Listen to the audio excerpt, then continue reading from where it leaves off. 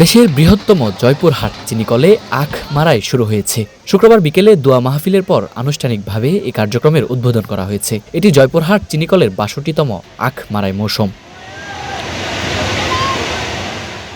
আখ মারাই ও চিনি উৎপাদন কার্যক্রমের উদ্বোধন অনুষ্ঠানে প্রধান অতিথি হিসেবে বক্তব্য দেন বাংলাদেশ চিনি ও খাদ্যশিল্প কর্পোরেশনের সচিব আনোয়ার কবির। তিনি বলেন, সরকার জয়পুরহাট সুগার মিলের জন্য ২২০ কোটি টাকা ঋণ দিয়েছে। যে কয়দিন মিলটি চলবে সে সময়ের মধ্যে আখ চাষিদের নিয়মিতভাবে এই টাকা পরিশোধ করা হবে। অনুষ্ঠানে সভাপতিত্ব করেন চিনিকলের ব্যবস্থাপনা পরিচালক কৃষিবিদ মোহাম্মদ আখলাসুর রহমান। তিনি বলেন, এবারের মারাই মৌসুমে ৩৪ দিন মিল চালানোর লক্ষ্য নেওয়া হয়েছে।